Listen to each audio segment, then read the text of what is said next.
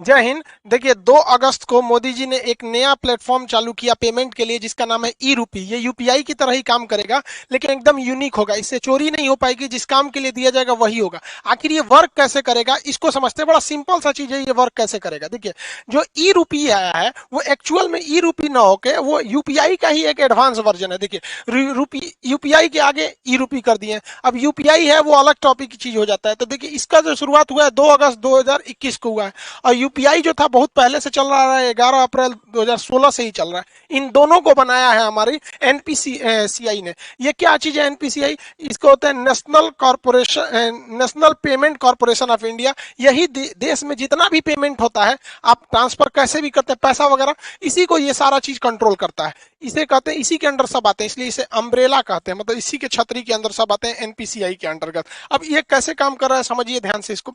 ये है, इसमें मैसेज या क्यूआर कोड द्वारा आपको एक स्पेसिफिक कोई भी सुविधा भेजनी होगी तो ये क्यूआर कोड द्वारा आएगा। क्यूआर का फुल फॉर्म क्या होता है? Quick response. ये बड़ी तेज रिस्पांस करता है। कहीं पेमेंट कटाना है, क्विक रिस्पांस तुरंत ये काट देता है। अब किसी के पास ही छोटका मोबाइल हुआ है ये वाला, अब इसमें क्यूआर कोड आएगा नहीं, तो इसमें एसएमएस जाएगा, शॉर्ट मैसेज सर्विस। ये एसएमएस के थ्रू आपको एक कोड मिल जाएगा। वो कोड जिसको दीजिएगा उतने बदले आपको वो सुविधा दे देगा।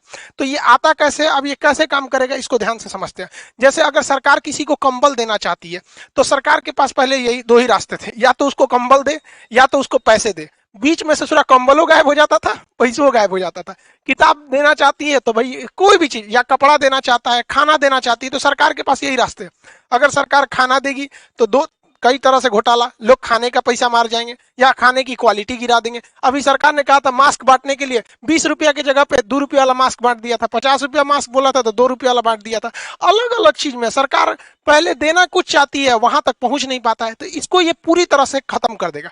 क्योंकि ये स्पेसिफिक जिस पर्पज के लिए दिया जाएगा आप वही काम यूज ही कर सकते हैं, और जिसे दिया जाएगा वही यूज कर पाएगा। कैसे करेगा इसको समझिए। जैसे मान के चलिए ये एक किसान है भाई साहब, इनको, ये एक पर्सन है, इनको किस यूज के लिए सरकार पैसा देगी? सरकार ने इन्हें 1000 रुपया देना चाहती है कि आप जाके फर्टिलाइजर यूरिया वगैरह खरीद लीजिएगा। तो अगर इनको कैश पैसा दिया जाता तो कोई गारंटी नहीं थी कि वो यूरिया खरीदते कि कुछ और खरीद लेते। तो अब सरकार क्या करेगी, इनके मोबाइल पर 1000 रुपए का एक क्यूआर कोड भेज देगी। अब ये किसान सोचेंगे कि मान के चलिए, सोचा कि एक काम करते हैं, 1000 का यूरिया की जगह पे ना दारू खरीद लेते हैं शराब के दुकान पे। तो इनके मोबाइल पे आया है 1000 का क्यूआर कोड, इनको लगेगा कि भैया कहीं चलेगा। अब ये दारू के दुकान पे जाके कहेंगे कि हमको 1000 का शराब दे दीजिए, तो वो कहेगा क्यूआर कोड दीजिए। तो शराब के दुकान वाला जब क्यूआर कोड को स्कैन करेगा ना, तो उसमें ये इनवैलिड कहेगा। क्यों? क्योंकि इस सब के पीछे खड़ा है एनपीसीआई। एनपीसीआई जो है, इसने शराब वाले को ये वाला क्यूआर कोड का एक जुड़वा भेजा ही नहीं है। मैच करेगा तब ना पेमेंट होगा, इसने भेजा ही नहीं है। इसने किसको भेज रखा है? भारत में जितने भी यूरिया के दुकान वाले हैं उनके पास भेज दिया है यहाँ पर। यानी ये क्यूआर कोड अगर इन्हें यूरिया या फर्टिलाइजर खरीदने के लिए दिया गया है, तो एक ही साथ एनपीसीआई क्या करता है, एक इनके मोबाइल पे भेजता है और एक सिस्टम में अपलोड कर देता है, किसके? फर्टिलाइजर यानी यूरिया वाले के पास। तो यानी ये वाला क्यूआर कोड ये हिंदुस्तान में कहीं भी जाएंगे यूरिया वाले के पास मैच कर जाएगा, बाकी ये किसी को दिखाएंगे मैच नहीं करेगा। तो देखिए, इनको 1000 का यूरिया भी मिल गया, आई चाह के भी इसका दूसरा यूज नहीं कर सकते।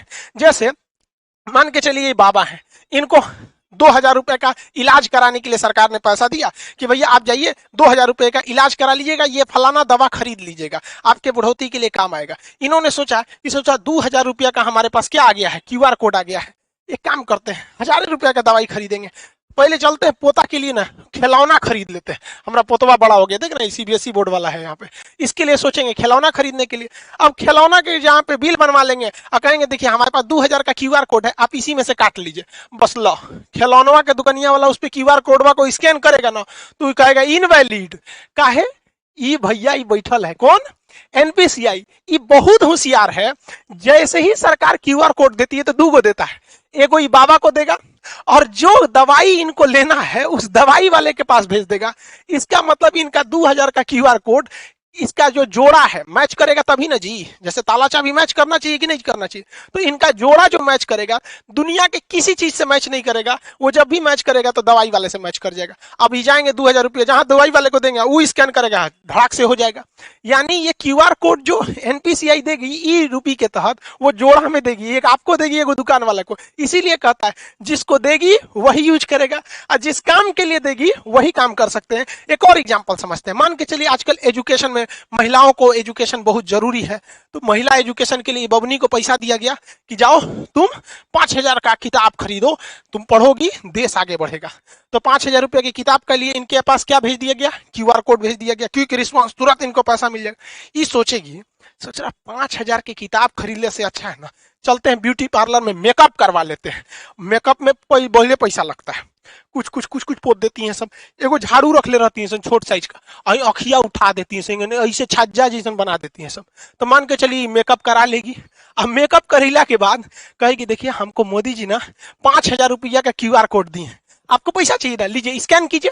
तो निकालेगी स्कैन करने के लिए, ब्यूटी पार्लर वाला कहेगा नॉट मैच, जा एक तो मेकअप हो गया, अब मैच ना करेगा। काहे कि जो एनपीसीआई है ना, इसने क्या किया है कि 5000 रुपया का क्यूआर कोड एकरा मोबाइलवा में तो भेजबे किया है, साथ ही साथ जिस किताब के लिए भेजा गया है वो किताब कहां कहां बेचती है, जहां जहां वो किताब बिकती है उस दुकानदार के पास भी है वहां पर, तो वही किताब ये वाले में मैच करेगा। समझ में आ गया कि नहीं आ गया?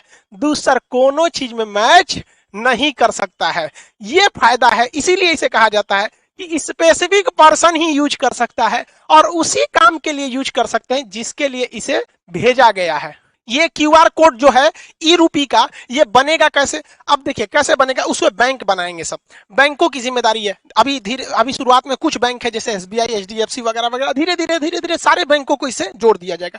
बैंक के पास ही ये अधिकार होगा ये प्रीपेड सर्विस देने के लिए। जैसे मान के चलिए बहुत सारी कंपनी है, डेल कंपनी है, अमेरिका की डेल कंपनी या कोई कंपनी है, वो चाहती है अपने किसी वर्कर को मुंबई भेजी है काम से कि अब मुंबई में उसको रहने के लिए बढ़िया होटल चाहिए, तो उसने वर्कर को दिया कि लो भैया 20,000 रुपया तुम ताज होटल में रह जाना, क्योंकि मेरी कंपनी का नाम होगा, ताज होटल में रहोगे तो।